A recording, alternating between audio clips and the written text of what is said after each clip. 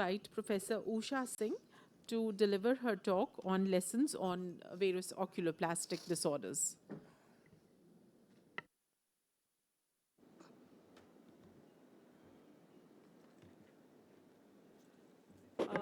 Good evening, everybody. I've kept it really short, so let's see. So the factors which are to be taken into consideration which affect the final outcome in oculoplastic surgery. First and foremost is to have a thorough knowledge of the anatomy, preoperative planning with attention to imaging, especially, and adherence to principles of surgery reconstruction is mandatory. Preoperatively, systemic workup, a complete systemic workup with attention to comorbidities. As we know, the orbital surgeries may be orbital diseases. They are connected to the system, and there may be a lot of systemic disorders we are presenting in the orbit.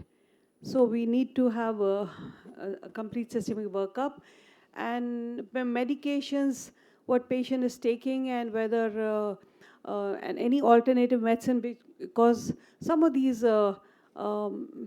alternative medicines and home remedies, they increase the bleeding time, so you could have problem on the table.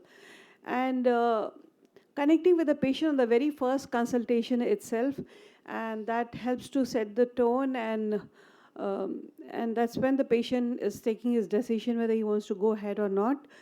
Post-operatively, if things are not going well, we need to understand the variables affecting the healing or outcome, and we have to have a judicious use of drugs and avoid steroid misuse. So we have seen during the corona how steroids were being given for all these rhino-orbital mucormycosis and the disastrous presentations and outcomes. So in some cases, listening to inner intuition also guides. Of course, it cannot replace the evidence-based medicine, but it can help take a decision, even though there are not evidence present right there and then. So we need to recognize the risk which should be fatal or disastrous and order further workup, arrange for any backup which we would require, and only take up the case when we are very sure and ready.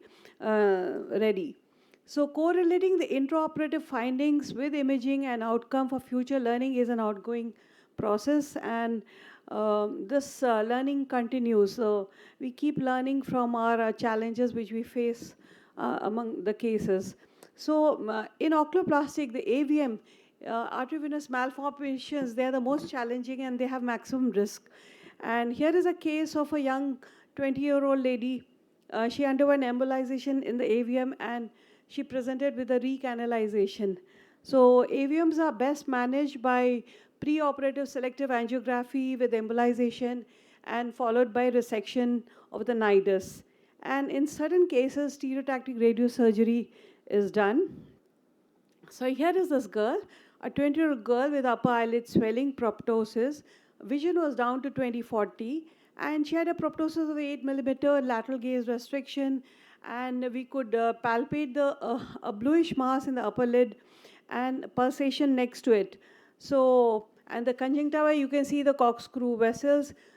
She also had raised IOP, and so she was a known case of AVM of the orbit and had undergone embolization of the lesion 4 years ago. And she came with recurrence of symptoms of about 1.5 years.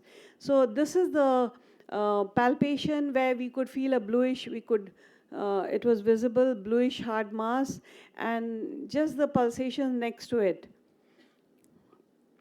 So the past treatment, when she had come 1.5 years ago, she had undergone selective angiogram. We can see over here that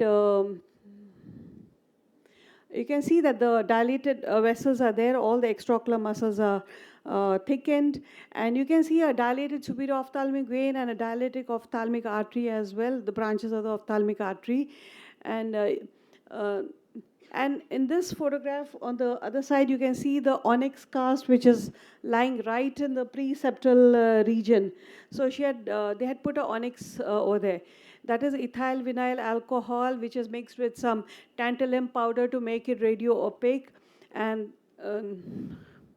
so when she presented to us, so we got a DSA done, and you can again see the onyx cast over there, which is very anterior, and it is in the subcutaneous tissue, and there's a single inflow and outflow channel.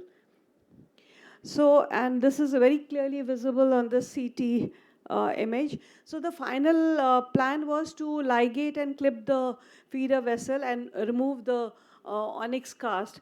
So when we did a workup, this young girl was very lethargic, and she was a bit obese and anemic. And we put her on an hematinics, but she didn't improve much. So there was something like, that gut feeling which comes only with experiences that something is not right. So, and we knew that there was a risk of bleeding. Moreover, she was also coming from a very high profile family. And so we just ordered extended hematological workup, and her serum ferritins were low, thyroid functions were normal. So finally, we had a diagnosis of thalassemia minor, which was detected. And so we started a supportive treatment, and it took us almost 6 months to be ready to take her up for the surgery. So when we took up the surgery, it was full of challenge. So now coming to the thalassemia minor, these individuals, they can undergo surgery without significant complications, but it's crucial for the surgeon and the healthcare team to know about the condition to allow for appropriate planning and monitoring. And bleeding is a risk. It is there. So we had a neurosurgery backup, and we had arranged for a unit of blood which was kept ready. And there is a report in 2007, a bloodless surgery in a thalassemia minor patient, because they had done a bloodless surgery using this erythropoietin, recombinant erythropoietin, and they had arranged for preoperative blood donation. They had almost collected 1,000 ml of blood for her. So she was taken up for surgery. And you can see that this blue thing is the onyx cast, which is hard, and it was reflected to one side. And you can see the artery which was next to it, and this was all the time pulsating, throbbing, and it was very risky. So we were very careful while doing the surgery. We did some blunt dissection and separated the artery, applied ligation, separated, and cut it with the radio frequency after applying 2 ligation sutures on either side. And no blade was used here near this artery. And this was it was done under a microscope. It was very risky, and there's a lot of producing a lot of stress. So this patient responded very well. There was a rapid resolution of signs and symptoms. Immediately, the proptosis reduced by 4 mm. Her IOP also reduced on the very first post-op day, and her lateral gaze returned normal. Congestion decreased, and by 6 months, when the diagnostic cerebral angiogram was done, there was no nidus or draining veins, and though she was still receiving timolol for some raise in IOP. But now she's completed 8 years of follow-up. She's lost weight. She's become very smart and alert, and she's now married. So she's doing well. She's symptom-free. So this is the second case. Second point that I want to say is that we switched to a better surgical technique.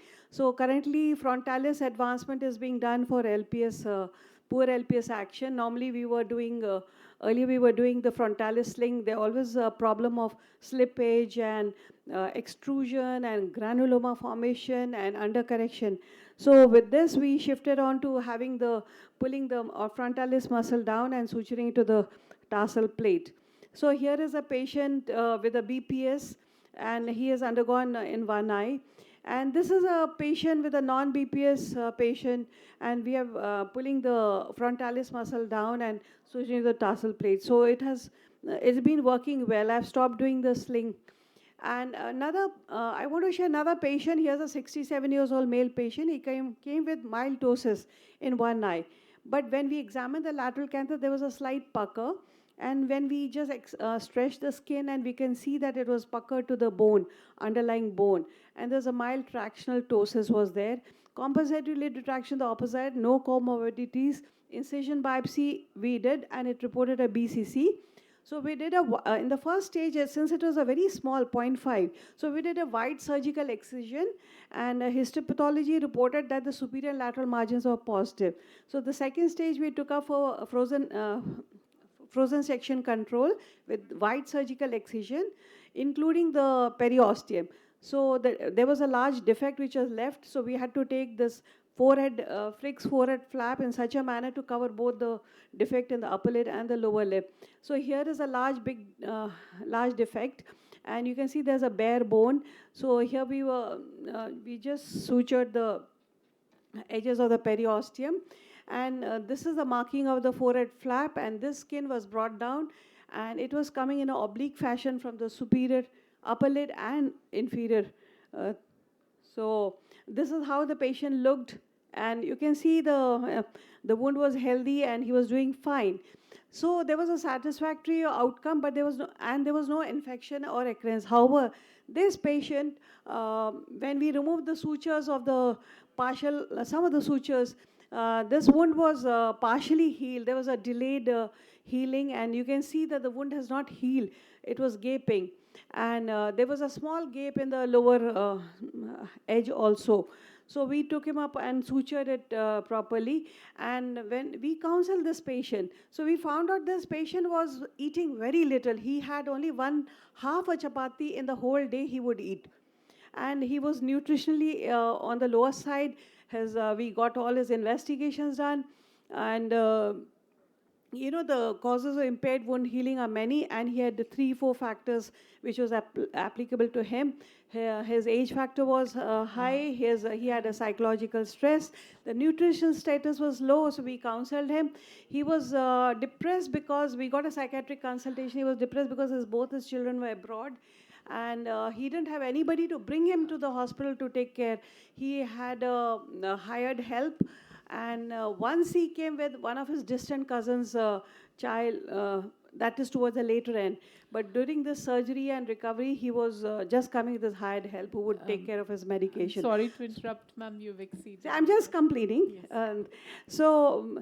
This is how, then he started eating after counseling him. We put the resident on duty, morning, afternoon, and evening. Every time we would know what he has eaten, not eaten.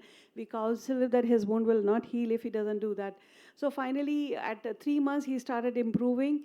And you can see this is the final outcome at 3 months. He has a good eye, and he has a nice lateral canthus also. Okay, so we get a complete workup in all the patients. And to summarize the lessons learned, in oculoplastic, many systemic factors may be associated which have to be given due considerations as they may adversely affect the outcomes. And patient has to be looked as a whole. Patient's mental makeup, dietary habits, psychosocial state need to be looked into. Apart from all the treating skills that we possess, it is empathy which fosters trust and improves patient satisfaction and enhances treatment outcomes. And those patients who feel understood are less stressed and are more likely to follow the treatment plans that we suggest. And at the end, I would like to say challenges will continue to come, and we need to have an attitude to learn humbly from every patient experience and improve ourselves. Thank you. Thank you, madam. I think very important human aspect